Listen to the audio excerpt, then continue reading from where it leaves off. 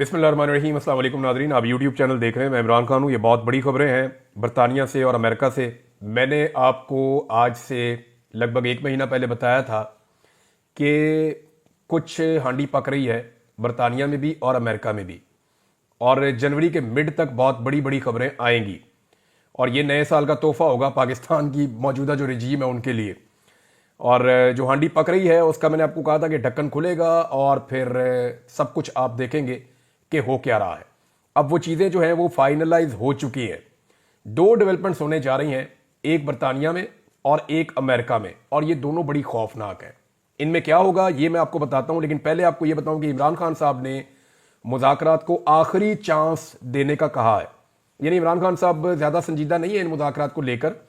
यानी उनकी संजीदगी ये है कि हमारे मुतालबात मानो तो मुज़ाकरात आगे चलते हैं, अगर मुतालबात नहीं मानते, जो बहुत जायज़ है बकौल इमरान खान साहब के, और बज़ाहिर ऐसा लगता भी है। यानी वो मांग क्या रहे कि जनाब अब जुडिशियल इंक्वायरी करवा दें। अब जज इमरान खान साहब घर से तो नहीं लाए हुए, 3-4 सीनियर जज पकड़े या 5 सीनियर जज पकड़े, उनका एक कमीशन बना दे और उन जजेस से कहेंगे जनाब आप फैसला करें कि 26 नवंबर को क्या हुआ, किसने किया। आप फैसला करें कि 9 मई को क्या हुआ और किसने किया। और दूसरा, इमरान खान साहब कह रहे हैं कि जिन बेगुनाह लोगों को जेलों में रखा हुआ है और जेलों में उनको जो है वो टॉर्चर किया जा रहा है, उन्हें परेशान किया जा रहा है, उनको रिहाई दी जाए सियासी बुनियादों पे जिनको जेलों में रखा हुआ है। तो ये दो चीजें इमरान खान साहब की डिमांड्स हैं और ये बड़ी जायज डिमांड्स हैं। इमरान खान साहब ने कहा ठीक है लिख के भी दो इनको मुतालबात, कोई फर्क नहीं पड़ता। लेकिन पाकिस्तान तहरीक इंसाफ ने बड़ा क्लियरली ये अनाउंस कर दिया है कि यानी एक तो जो है वो शेख वकास अकरम साहब का स्टेटमेंट है और दूसरा सलमान अकरम राजा साहब का, जो सेक्रेटरी जनरल है पाकिस्तान तहरीक इंसाफ के, उनका स्टेटमेंट है और ये मुज़ाकराती कमेटी के रुकन भी है। तो सलमान अकरम राजा साहब कहते हैं कि इमरान खान साहब ने कहा है कि तीसरी नशिस्त पर, ये अब तीसरी नशिस्त होने जा रही है, 2 पहले हो चुकी हैं। उन्होंने कहा कि तीसरी नशिस्त पर जुडिशियल कमीशन अगर ना माना गया, इस बात के ऊपर हुकूमत ने जुडिशियल कमीशन के ऊपर हामी ना भरी, तो चौथी नशिस्त फिर ना करें। यानी फिर मुज़ाकरात आप खत्म ही समझें। इसके ऊपर जो शेख वकास अकरम साहब का, जो सेक्रेटरी इंफॉर्मेशन है पाकिस्तान तहरीक इंसाफ के, उनका भी स्टेटमेंट आया। उन्होंने कहा कि मुज़ाकरात की तीसरी नशिस्त में जुडिशियल कमीशन हर सूरत बनाना पड़ेगा, वरना हम ये समझेंगे कि मुज़ाकरात में हुकूमत की संजीदगी एक कदम और आगे की तरफ नहीं है। यानी वो भी ये कह रहे हैं कि फिर तीसरी नशिस्त में अगर ये नहीं होता तो मुज़ाकरात खटाई में।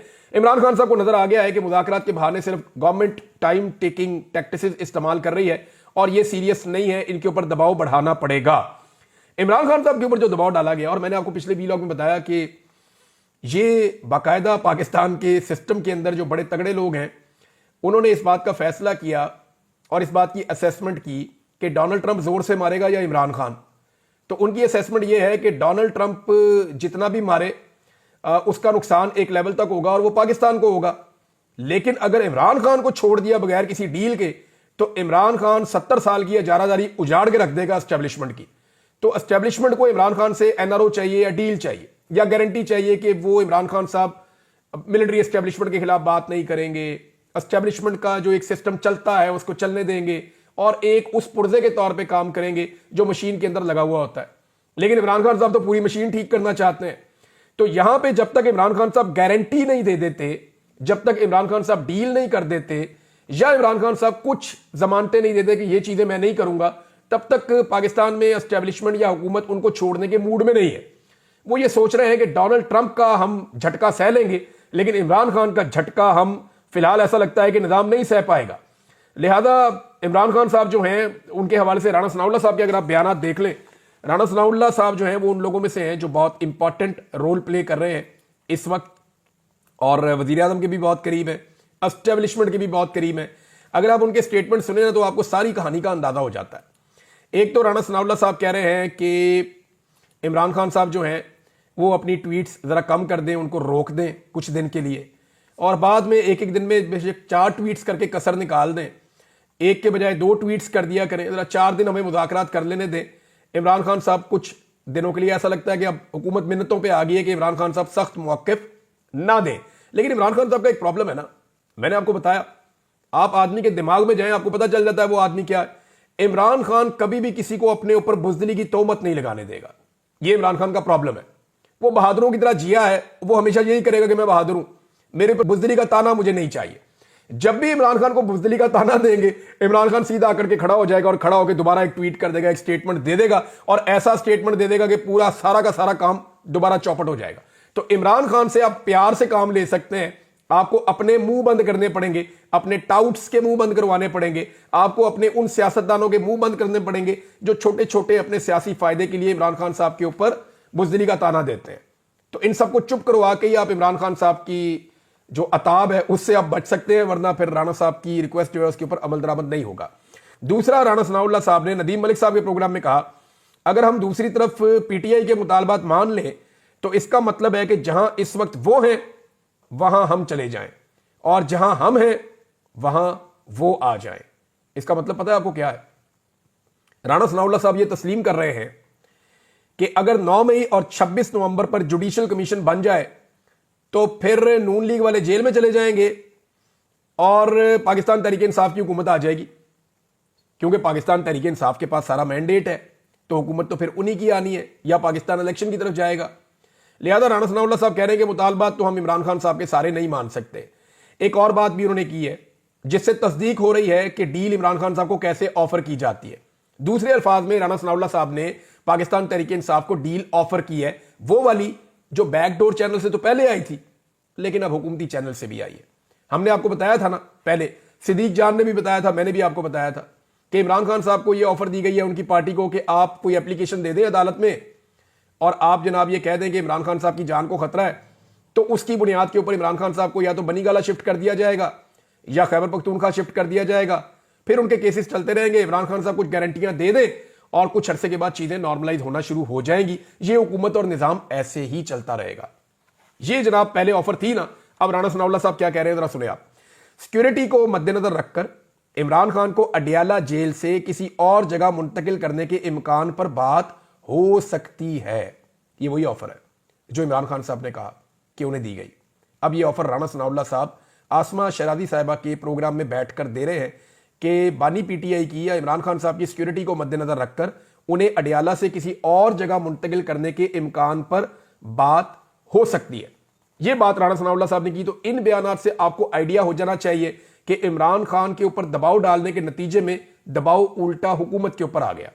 हुकूमत को इस बात का डर है कि अगर पाकिस्तान तहरीक इंसाफ के मुतालबात तस्लीम की और आगे बढ़े तो हुकूमत चली जाएगी, इनको जेलों में जाना पड़ेगा जो जराइम इन्होंने किए हैं। और दूसरा, वो इमरान खान की मिन्नतें कर रहे हैं कि जनाब हमारे साथ थोड़ा और चल लें, वो टाइम गेन करना चाहते हैं। इमरान खान साहब के साथ जो मुज़ाकराती कमेटी है उसकी मुलाकात फिर नहीं हो सकी और इसके ऊपर जो है वो एक प्रोपेगेंडा किया गया जेल की जानिब से और ये कहा गया जनाब इमरान खान को मिलने ही कोई नहीं आया। हालांकि पाकिस्तान तहरीक इंसाफ ने इसके ऊपर जो स्टेटमेंट जारी किया है वो मैं आपको पढ़ के सुना देता हूं। तहरीक इंसाफ का यह दावा है कि आज अडियाला जेल में, ये कल की बात है, अडियाला जेल में इमरान खान से मुलाकात का दिन था और मामूल के मुताबिक खान साहब की मुशावरत से पार्टी हमेशा एक लिस्ट देती है जो जेल हुकाम अप्रूव करते हैं, फिर वो लोग बुलाए जाते हैं मुलाकात के लिए। खान साहब क्योंकि मुज़ाकराती कमेटी से मिलना चाहते थे इसलिए खान साहब के हुक्म के मुताबिक पार्टी में जो लोग लिस्ट देने के जिम्मेदार हैं उन्होंने मुज़ाकराती कमेटी के मेंबरान के नाम दिए थे, यानी और किसी का नाम ही नहीं दिया था मिलने के लिए। जिसका नाम होगा वही मिलने जाएगा ना। तो इमरान खान साहब की ख्वाहिश के ऊपर सिर्फ मुज़ाकराती कमेटी के 7 लोगों के नाम दिए गए कि ये इमरान खान साहब को मिलेंगे। अच्छा जी, जो नाम दिए गए मगर जेल हुकाम ने उसकी अप्रूवल नहीं दी, जिसके बायस ना तो मुज़ाकराती कमेटी को मिलने दिया गया और ना ही कोई और लिस्ट इंटरटेन हो सकी। कुछ लोग मालूमात ना होने की वजह से मुख्तलिफ खदशात का इजहार कर रहे हैं जो बिल्कुल गलत है। यानी यह रिपोर्ट किया गया कि इमरान खान को शायद मिलने ही कोई नहीं गया, कोई मिलना नहीं चाहता। वो इमरान खान को पूरा पाकिस्तान मिलना चाहता है। खाना खराब, कहां से खबर आपने चला दी है?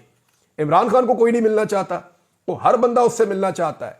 अभी आप सिर्फ ये कह देना कि इमरान खान को मिलने के लिए इतने लाख रुपए की रकम जो है वो देनी पड़ेगी तो आपके पास अरबों रुपया जमा हो जाएगा 2 दिन के अंदर। मैं आपको लिख कर देता हूं, आप इमरान खान से मिलने की कीमत 10 लाख रुपए मुकर्रर कर दें। 1 करोड़ रुपया पहले मुकर्रर करें ना आप कि जिन्होंने पहले मिलना है वो 1 करोड़ रुपया दें, तो आपके पास अरबों रुपए जमा हो जाएंगे। बेशुमार लोग आ जाएंगे जो कहेंगे जी 1 करोड़ रुपया ले, हमारी इमरान खान से मुलाकात करें। थोड़े दिनों के बाद जब वो खत्म हो जाए तो आप 50 लाख कर दें, फिर 10 लाख कर दें। आप अरबों रुपया इकट्ठा कर सकते हैं सिर्फ इमरान खान साहब से मुलाकातें करवा के। लोग अपनी पैसा देने के लिए तैयार है इमरान खान साहब से मिलने के लिए। तो यहां कोई मिलने नहीं आएगा। ये खबर वैसे कुछ समझ आने वाली नहीं थी, लेकिन फिर भी पाकिस्तान तहरीक इंसाफ ने बताया कि जनाब हमने तो मुज़ाकराती कमेटी के नाम दिए थे लेकिन नहीं मिलवाया गया। मामला यह है कि हुकूमत की जो मुज़ाकराती कमेटी है वो कहते हैं जी मुलाकात होनी चाहिए, वो गारंटी भी देते हैं मुलाकात में जनाब इमरान खान साहब की मुलाकात करवाई जाएगी उनकी मुज़ाकराती कमेटी से ताकि मामला आगे बढ़े। लेकिन जो मुज़ाकराती कमेटी, अयाज सादिक साहब वहां पे देख रहे हैं ना मामला, तो जो मुज़ाकराती कमेटी इमरान खान साहब की मुलाकात नहीं करवा सकती उनकी मुज़ाकराती कमेटी से, वो मुतालबात कैसे मंजूर करवाएगी? उनका तो मैंडेट ही कोई नहीं है। यानी इमरान खान के मुतालबात तो बहुत बड़े हैं ना कि जुडिशल कमीशन बना दें, कैदियों को रिहाई दी जाए जो सियासी कैदी हैं जिनके साथ जुल्म हो रहा है। ये मुतालबात तो बहुत बड़े हैं और अभी बड़े मुतालबात मजीद भी आने हैं। तो मामला यह है कि जो कमेटी मुलाकात नहीं करवा सकती वो कमेटी मुज़ाकरात के नतीजे पे अमल दरामद कैसे करवाएगी? तो यहां से आपको समझ आ जानी चाहिए कि इनके पास मैंडेट कोई नहीं है। जिनके पास मैंडेट है वो मखमसे में फंसे हुए कि करना क्या है। अब फंस कहां गए हैं, जरा ये खबर आप ले लें, जो बड़ी खबर मैंने आपको शुरू में बताई। जनाब आपको मैंने कहा था कि पहले बरतानिया से और फिर अमेरिका से खबर आएगी, तो बरतानिया वाली खबर सबसे पहले आ गई है। 15 तारीख को, यह बुध का दिन होगा, और 15 जनवरी को एक खबर है कि शाम 5 बजे से लेकर 6:30 बजे तक बरतानिया में एक मीटिंग होने जा रही है पार्लियामेंट के अंदर, और उसके अंदर ब्रीफिंग होगी किन मामलात के ऊपर। ये अब मामलात मैं आपके सामने रखने लगा हूं।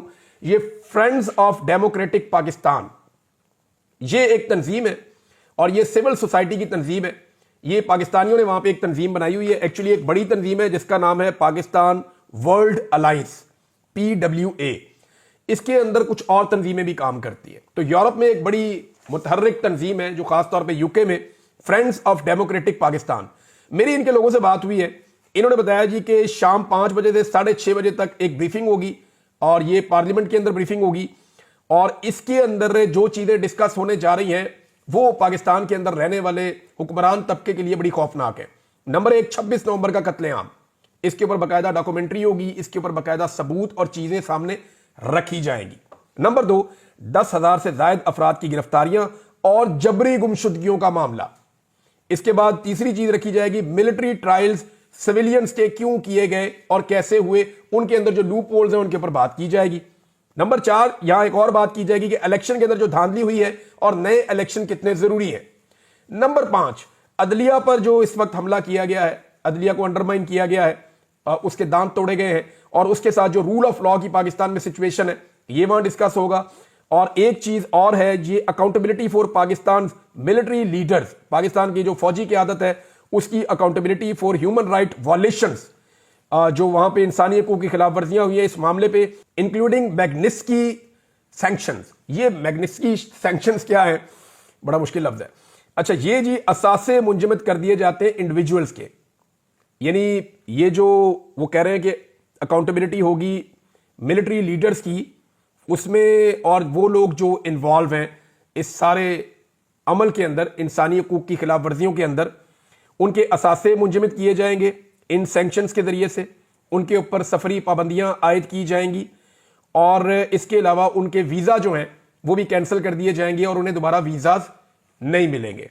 ये है जनाब उनका पूरा agenda, friends of democratic Pakistan. इसके अलावा जनाब 22 तारीख को एक और प्रोग्राम होने जा रहा है, और ये प्रोग्राम है कांग्रेशनल मीटिंग है यूनाइटेड स्टेट्स ऑफ अमेरिका में, और इससे भी खौफनाक काम होने जा रहा है उसके अगले हफ्ते। और वो काम क्या है वो मैं आपको बाद में बताता हूं, ये क्योंकि प्रोग्राम बाद में आ रहा है इसकी तफसीलात मैं आपको बताऊंगा, लेकिन एक चीज आपको मैं बता देता हूं, वहां पे जो प्रोग्राम है वो फर्स्ट पाकिस्तान ग्लोबल, ये भी वहां की सिविल सोसाइटी है पाकिस्तानियों की, और इनका कोई पाकिस्तान तरीके इंसाफ से ताल्लुक नहीं है, वो पाकिस्तान के हालात से परेशान है, और उनका ये कहना है कि हम हर हाल में पाकिस्तान का तहफ़्फ़ुज़ करेंगे, और जो उनका भी एजेंडा है तकरीबन यही है जो एजेंडा मैंने आपको बरतानिया में होने वाले प्रोग्राम का बताया। लेकिन एक बड़ी खौफनाक चीज जो अमेरिका में होने जा रही है वो आप सुने। डोनाल्ड ट्रंप की हुकूमत आने के बाद एक बाइंडिंग रेजोल्यूशन आने जा रही है कांग्रेस से। ये जो बाइंडिंग रेजोल्यूशन होती है ना, ये जब पास हो जाती है तो इसकी मंजूरी के बाद जो अमेरिका का स्टेट डिपार्टमेंट है, आप ये समझे उनके लिए कानून बन जाता है कि इस करारदाद के ऊपर अमल दरामद उन्होंने करना ही करना है। अब ये करारदाद क्या है, ये बड़ी खौफनाक है। इस करारदाद के अंदर ये तमाम चीजें हैं जो इससे पहले मैंने आपको बताई जो बरतानिया में होने जा रही हैं, और जो सपोर्ट का आलम है वो ये है कि जो पहली रेजोल्यूशन आई थी अमेरिका से उसमें 368 लोगों ने सपोर्ट किया था। टोटल वोट जो है वो 435 है, तो 368 की सपोर्ट इनके पास है, और 250 से जैसे ही क्रॉस होगा या 225 से क्रॉस होगा तो फिर आप ये समझ लें कि ये एक कानून बन जाएगा बाइंडिंग रेजोल्यूशन पास होते ही, और स्टेट डिपार्टमेंट को इसके ऊपर अमल दरामद करना पड़ेगा। और जो मेरी इतला है उसके मुताबिक जो लोग बहुत बुरी तरह फंसने वाले हैं, मैं ज़रा बता देता हूँ वो कौन कौन है। इसमें साबिक आर्मी चीफ से शुरू होते हैं जनरल कमर जावेद बाजवा, नदीम अंजुम, वज़ीर आज़म पाकिस्तान, ये जो निगरान वज़ीर आज़म गया था ये भी, ये आईजी इस्लामाबाद, आईजी पंजाब, इस्लामाबाद का कमिश्नर और डिप्टी कमिश्नर, फिर इसके बाद इंटीरियर मिनिस्टर मोहसिन नकवी, इसके बाद वज़ीर आला Punjab, defence minister of Pakistan, information minister of Pakistan, और अगले मरहले में जो आरओज हैं जिन्होंने धांधली की है उनका नाम भी आएगा। डीपीओ अटक का नाम भी मैंने वहां पे देखा। तो अब जो मौजूदा आर्मी की आदत है उनका भी नाम बीच में शामिल किया गया है। 26 नवंबर को जो कुछ भी हुआ उसके अंदर वहां पे स्टोरीज भी कुछ ऐसी छपी हैं। अब उनका यह मानना है कि ये इंसानियों की जो खिलाफ वर्जियां हुई हैं, जो सारा कुछ हुआ, इसके लिए ये सारे लोग जिम्मेदार हैं। अब इनके ऊपर जो वहां पे वो पाबंदियां लगवाना चाहते हैं वो एग्जैक्टली वही है कि इनफरादी पाबंदियां। इन पाकिस्तानियों ने एक चीज की है और बड़ा जोर देकर दोनों ग्रुप्स ने मेरे साथ ये बात की है कि हम नहीं चाहते कि पाकिस्तान के ऊपर कोई पाबंदी लगे। हमारे इन अमाल के नतीजे में जो कुछ भी हम करने जा रहे हैं पाकिस्तान के खिलाफ हम कुछ नहीं करना चाहते। हम इस बात के ऊपर जोर दे रहे हैं बरतानिया में भी और अमेरिका में भी कि पाबंदियां सिर्फ उन शख्सियात पर लगाई जाएं जो पाकिस्तान में इंसानियों की खिलाफ वर्जियां, इलेक्शन चोरी करना, जबरी गुमशुदगियां, जुल्म, तशद्दुद और कत्ले आम के अंदर जो लोग शामिल हैं। ये इन्होंने जोर देकर जो दोनों ग्रुप्स हैं उन्होंने मुझे कहा है। अब इसकी मजीद तफसीलात मैं आपको बताऊंगा, लेकिन आमिर मुगल साहब ने एक ट्वीट किया, मैंने उसको पढ़ा, लेकिन उससे पहले जो है बीबीसी की एक खबर है वो मैं आपको बता देता हूं कि पाकिस्तान में इस वक्त सिचुएशन क्या है और हमारी जो है वो तवज्जो कहां पे है।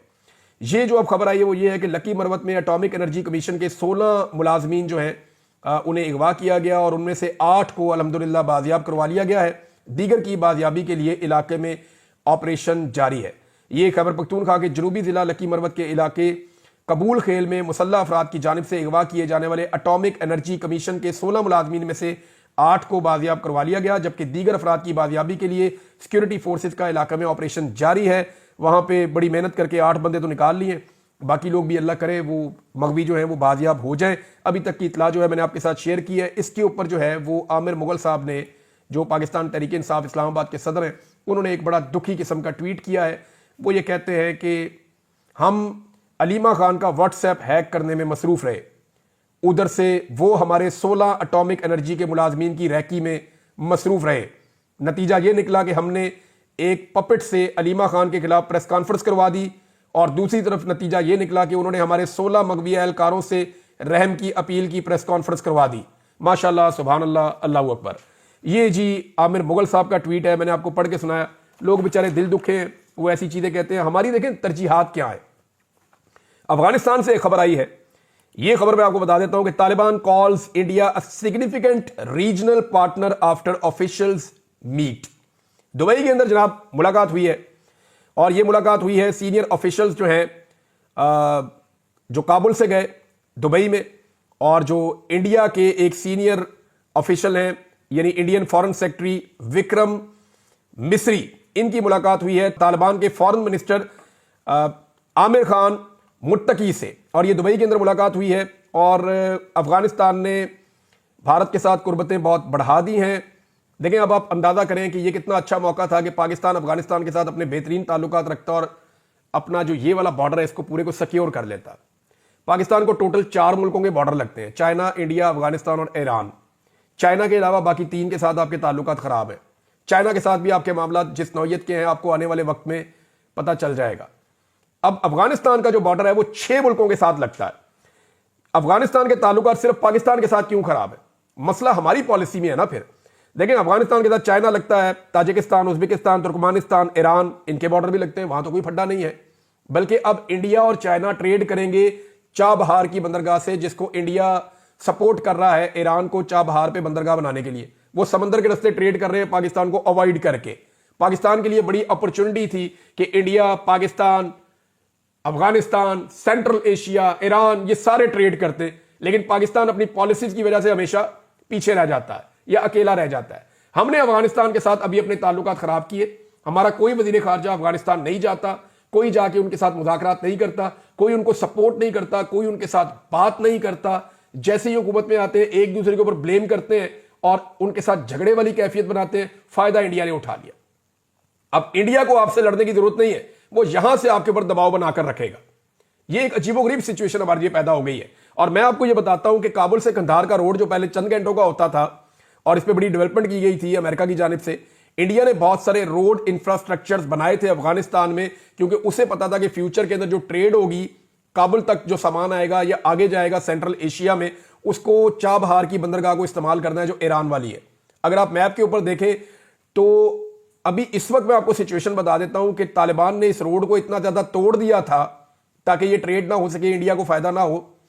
इतना ज्यादा तोड़ दिया था कि 4-5 घंटे का रास्ता जो है वो 16-15 घंटे तक पहुंच गया था। लेकिन अब दोबारा से उन रोड्स को ठीक किया जा रहा है। इंडिया इंफ्रास्ट्रक्चर पे काम कर रहा है तालिबान गवर्नमेंट के साथ मिलकर, और वो वहां से ईरान की तरफ एक रास्ता बना रहे हैं और फ्यूचर में वो वहां से ट्रेड करने का इरादा रखते हैं ताकि इंडिया ईरान से, अफगानिस्तान से और सेंट्रल एशिया के साथ अपने आप को जोड़ के अपनी ट्रेड को बढ़ा सके।